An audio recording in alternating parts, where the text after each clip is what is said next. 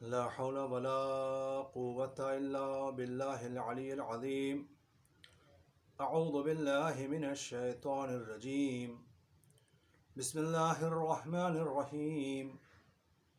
الحمد لله رب العالمين، والصلاة والسلام على سيد الأنبياء والمرسلين وعلى أهل بيته الطيبين الطاهرين المعصومين المظلومين، ولعنة الله على أعدائهم أجمعين من يوم عداوتهم إلى قيام يوم الدين.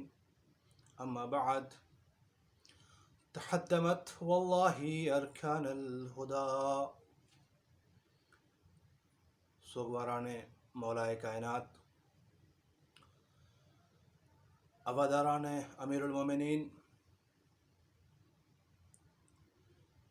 سب سے پہلے میں آپ تمام حضرات کی خدمت میں آج کی اس پردرد اور پرغم شب کی تعزیت پیش کرتا ہوں. یہ رات جو کائنات کے امیر سے فراق کی رات ہے، یہ رات جو مولا حسن و حسین کی یتیمی کی رات ہے، یہ رات جس رات نے شہزادی زینب و ام کلثوم کے سر سے باپ کا سایہ ہٹا دیا. یہ رات پورے عالم اسلام کے لیے، خاص طور سے تمام اہل ایمان کے لیے نہایت ہی غم اور الم کی رات ہے. عزیزان گرامی، میں اس شب میں آپ سب خدمت میں تعزیت پیش کرتا ہوں، اور اپنی طرف سے اور آپ سب کی جانب سے وارث علی، فرزند علی، غیبت میں رہنے والے اپنے امام کی خدمت میں تعزیت پیش کرتا ہوں، اس تصور کے ساتھ اگر اتنی صدی کے بعد ہم چاہنے والے اس رات کے خیال اور تصور کو یاد کر کے غمزدہ ہیں. جو فرزند ہے میرے مولا کا، اس کے غم کی کیفیت کیا ہوگی، اسے بہرحال ہم اور آپ محسوس نہیں کر سکتے. بیٹے کا درد بیٹے کا ہی درد ہوتا ہے. عبادارو، یقیناً غم کی شب ہے. خدا ہم سب کو مصیبت مولا علی میں غمزدہ ہونے پر اجر عنایت کرے. اور یقین جانیے، بس صرف چند باتیں عرض کرنا مقصود ہیں. آج پوری کائنات جن حالات سے گزر رہی ہے، جن مصائب و آلام میں دنیا گرفتار ہے، ہر انسان مضطرب اور پریشان ہے، مگر ان تمام غموں کے اوپر ہم سب کا سب سے بڑا غم یہ ہے کہ جس طریقے سے اپنے مولا کا سوگ ہمیں منانا چاہیے تھا، جس طرح سے ہم نے آج کے سال سے پہلے منایا تھا، اس طرح اس سال ہم اپنے آقا کے سوگ میں نہ فرش بچھا پائے، نہ خانے سجا پائے. ہاں عزیزو، سوگوارو، خدا ہم سب کو اور آپ سب کو اجر عظیم عنایت کرے. اس مصیبت پہ غمزدہ ہونے کے لیے چند باتیں صرف عرض کرنا چاہوں گا.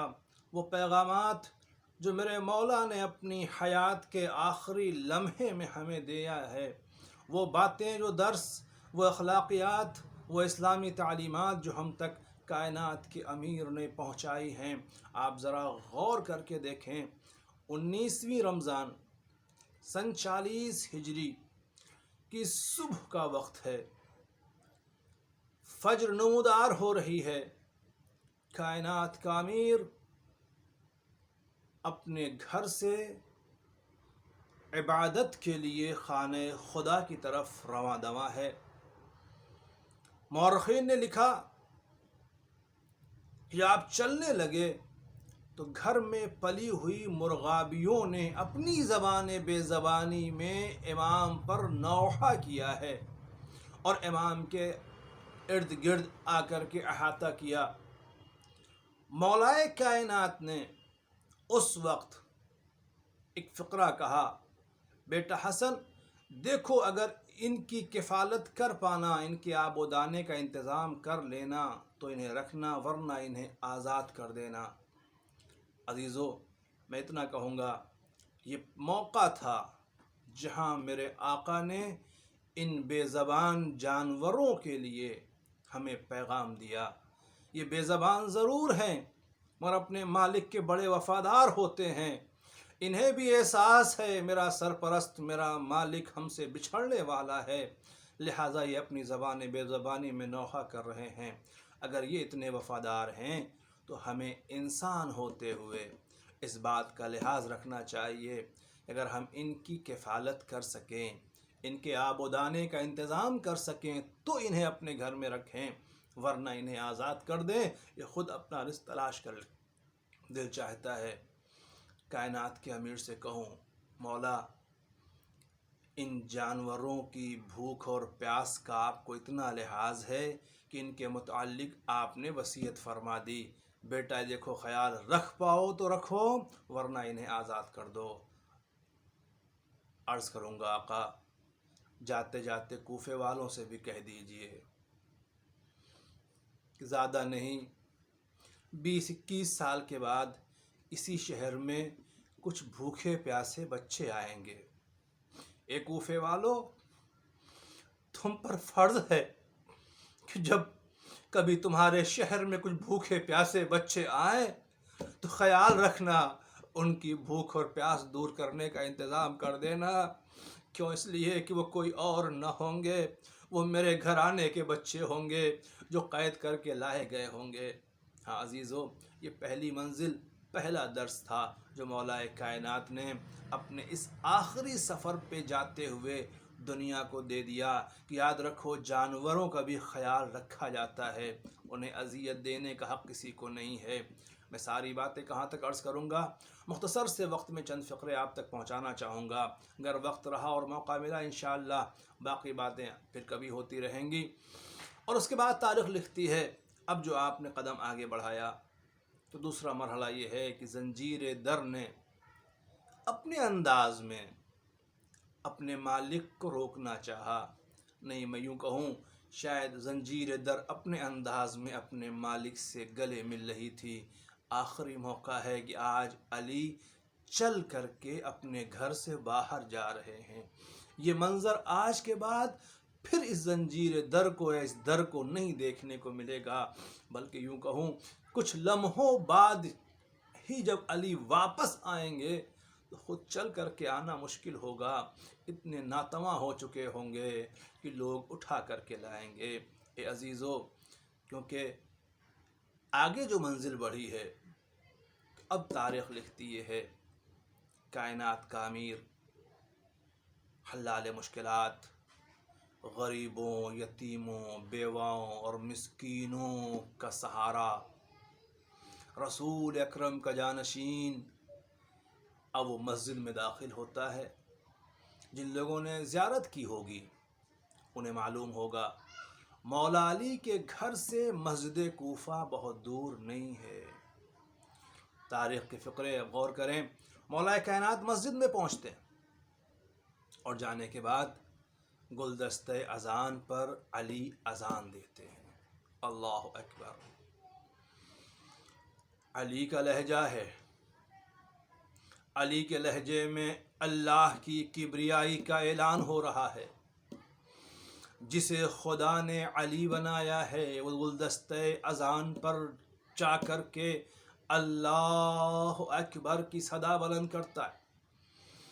مجھے منظر یاد آ گیا، میں کہنا چاہوں گا، ایک یہ اذان تھی صبح کے وقت، اذان فجر، سن 40 ہجری میں جو 40 ہجری کا علی دے رہا تھا۔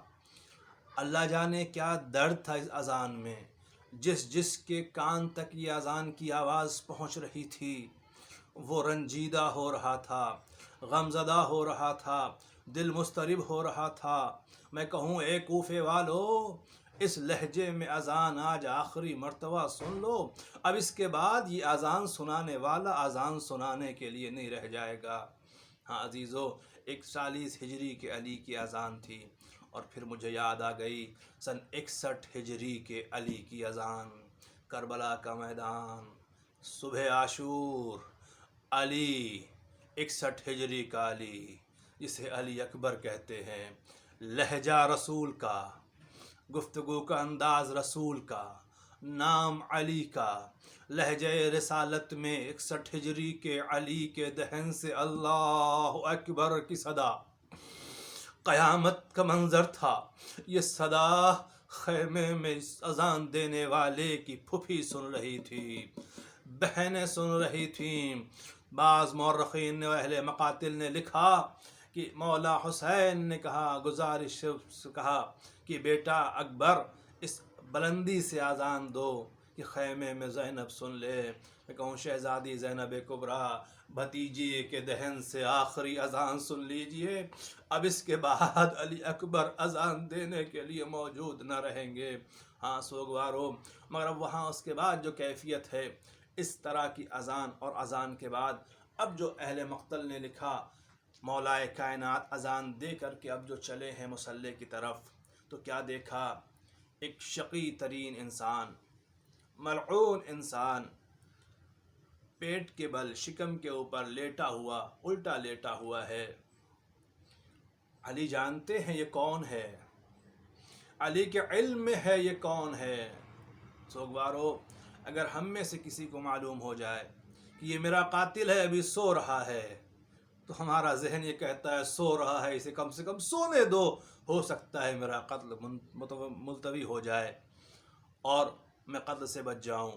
مگر مشیت الہی کے مطابق زندگی بسر کرنے والے کائنات کے امیر نے اس سوئے ہوئے قاتل کو اٹھایا، اٹھ نماز کا وقت ہو گیا ہے۔ ظاہراً یہ دکھتا ہے کہ امام نے اسے جگایا، مگر ذرا غور کریں، ایک عاشق کے اعتبار سے، اپنے مولا کے چاہنے والے ہونے کے اعتبار سے، سیرت مولا کائنات پہ نظر رکھنے کے لحاظ سے غور فرمائیں تو اندازہ ہوگا کہ شاید یہاں بھی میرا مولا ایک پیغام دینا چاہتا ہے قیامت تک آنے والے اپنے تمام چاہنے والوں کو۔ قاتل ہے، وقت نماز سو رہا ہے، علی کو گوارا نہیں ہے تو مجھے قتل کر دے، مجھے پتا ہے، مگر وقت نماز اٹھ کر کے نماز پڑھ لے۔ سوگوارو، نوجوانوں، دوستو، اس پیغام کو یاد رکھیے گا، علی کو اپنا قاتل بھی بے نمازی پسند نہیں ہے، اٹھے اور نماز صبح پڑھ لے۔ میں کہا کرتا ہوں اپنے سننے والوں سے، کوئی وقت بھول جاؤ تو سمجھ میں بات آتی ہے کہ وقت کام کی مصروفیت نے شاید تمہیں غافل کر دیا ہو، مگر وقت صبح اذان علی اکبر کیسے بھول جاتے ہو، اذان مولائے کائنات کیسے بھول جاتے ہو؟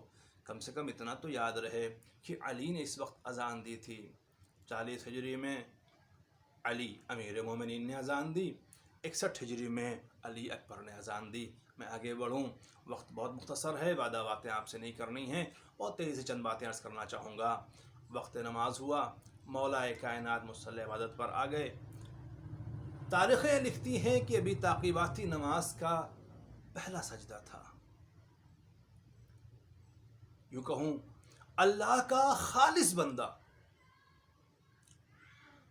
اپنے معبود حقیقی کی بارگاہ میں سر بسجود تھا، اور قاتلوں کو بھی معلوم تھا کہ علی جیسے شجاع کو اگر کسی موقع پہ قتل کیا جا سکتا ہے تو صرف وہی ایک موقع ہے جب علی اپنے معبود کی بارگاہ میں اپنے مالک سے باتیں کر رہے ہوں، کیونکہ اس وقت کائنات کا امیر اس عالم میں ہوتا ہے کہ پھر اسے کسی کی پرواہ نہیں ہوتی ہے، دنیا سے بالکل تعلقات منقطع کر کے فقط اپنے معبود کی طرف متوجہ ہوتا ہے۔ شاید یہی وجہ رہی کہ جب کبھی پیروں میں تیر پیوست ہو گئے اور نکالنے پہ تکلیف ہونے لگی تو اس کے لیے وقت نماز کا انتخاب کیا گیا۔ جب علی نماز کے عالم میں ہو تو تیر نکال لو، احساس نہیں ہوگا۔ دنیا جانتی تھی اس طرح سے اپنے معبود سے محو گفتگو جو ہوتا ہے، اسے اگر قتل کرنا ہو تو میدان میں نہیں، مصلی پہ قتل کیا جا سکتا ہے۔ اے عزیزو، وہ ضربت کا چلنا آپ کو اندازہ ہوگا، وہ تلوار جو زہر میں بجھائی ہوئی تھی، ابن ملجم العین نے اس تلوار کو امام عالی مقام کے سر اقدس پہ مارا، سر شگافتہ ہو گیا، ایک خون کا فوارہ سر علی سے جاری ہو گیا۔ کائنات کا امیر اپنے معبود حقیقی کی بارگاہ میں سجدے میں تھا۔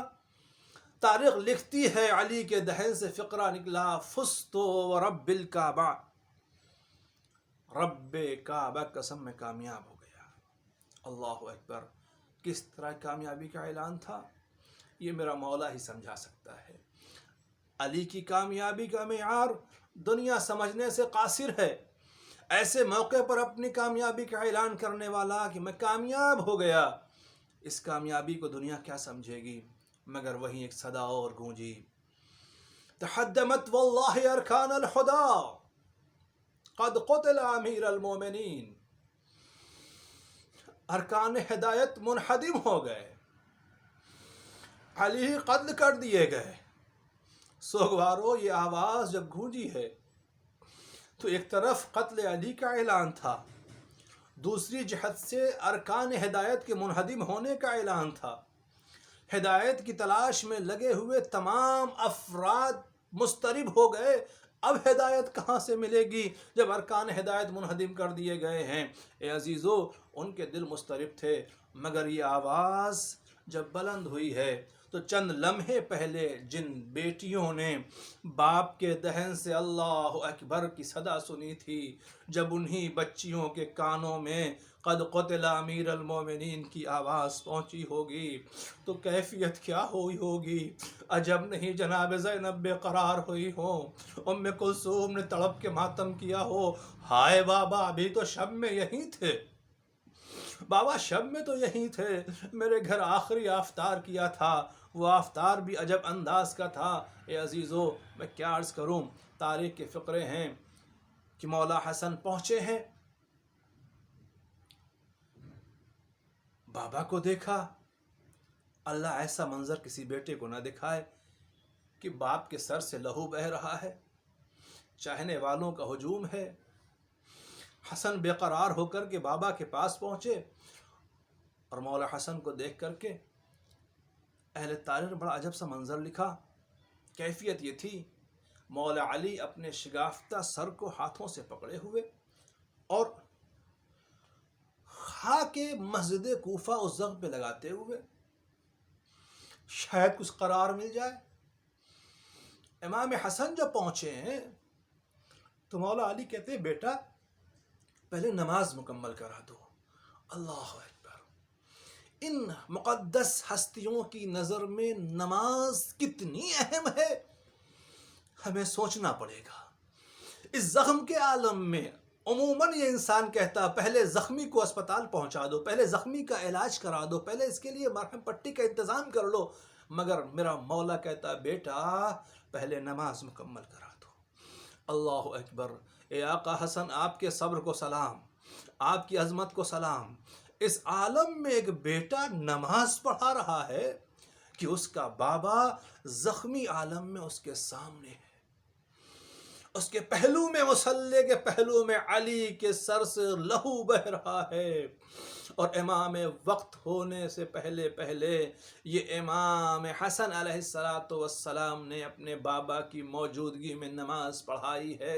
یہ بابا زخمی ہے، بیٹا نماز پڑھا رہا ہے۔ بڑے یقین سے کہہ رہا ہوں، نماز کے خلوص میں کوئی کمی نہیں رہی ہوگی۔ امامت کی نماز ہے، امام کا انداز نماز ہے، انداز وہی ہوگا۔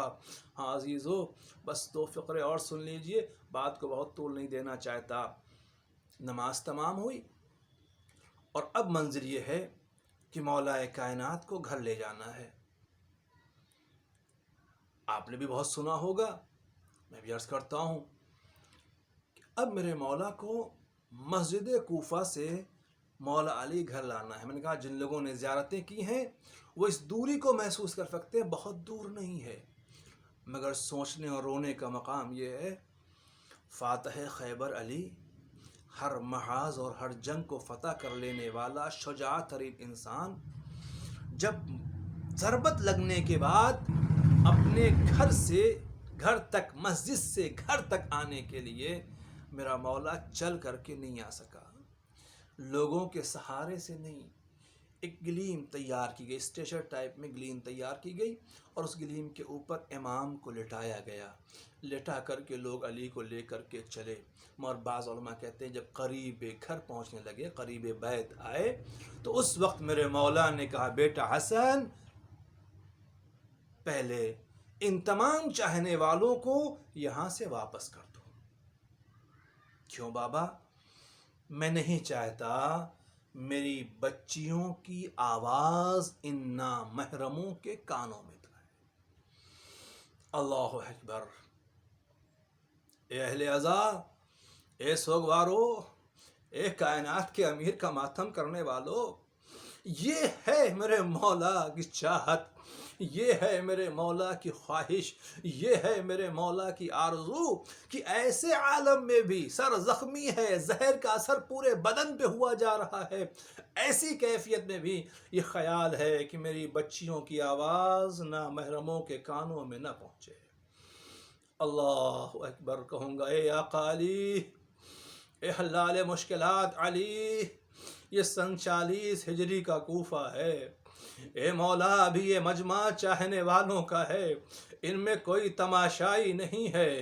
اے آقا، اے تماشائی نہیں ہے تو آپ کو گوارا نہیں ہے کہ چاہنے والے بھی نامحرم ہیں تو بیٹیوں کی آواز سنیں۔ اے مولا اتنا گزارش کروں گا، جہاں ایک طرف بیٹے سے کہا ان سے کہو اپنے گھر کو چلے جائیں تاکہ بیٹیوں کی آواز کانوں میں نہ پہنچے، وہیں ایک لمحے کے لیے بھی کہہ دیجیے آقا کہ اے کوفے والو، یہی تمہارا شہر ہوگا۔ اے آقا تب کیفیت کیا ہوگی؟ مولا تب صبر کیسے ہوگا؟ ابھی تو چاہنے والے اگر سنے تو برداشت نہیں ہو رہا ہے، جب سن 61 ہجری میں یہی جناب زینب ام کلثوم ہوں گی، یہی کوفہ ہوگا، یہی دارالعمارہ کے قریب کا منظر ہوگا، یہی زینب ام کلثوم جب کوفے میں داخل ہوں گی اور اس محلے میں لائی جائیں گی کہ جہاں دارالعمارہ ہے، جہاں پہلے شہزادی کی حیثیت سے رہ چکی ہے، جب اس محلے میں آئیں گی تو کیفیت کیا ہوگی؟ اے آقا آج تو فقط آواز کی بات ہے، تب تو سر پہ چادر بھی نہ ہوگی، ہاتھ بندھے ہوں گے، قیدیوں کی طرح لائی جائیں گی، اس وقت اے مولا کیفیت کیا ہوگی؟ عجب نہیں روح علی تڑپے۔ اے بیٹی زینب، آج صبر کی منزل ہے، آج صبر کر لو۔ کل جب تابہ موجود تھا تو اس نے یہ اہتمام کیا تھا کہ تمہاری آواز بھی نہ محرم نہ سنے۔ آج مقام صبر ہے زینب، آج بے مقنع و چادر تحفظ دین و شریعت کے لیے اس شہر میں آ جاؤ۔ یقیناً بیٹیوں نے باپ کا دور یاد کیا ہوگا، باپ کو یاد کیا ہوگا اور فریاد کی ہوگی، بابا کبھی اس شہر میں ہم شہزادی کی حیثیت سے رہا کرتے تھے، آج یہی قیدی بنا کے لائے گئے ہیں۔ سیعلم الذین ظلموا ای منقلب ینقلبون، انا للہ و انا الیہ راجعون، رضا بقضائہ و تسلیما لامرہ۔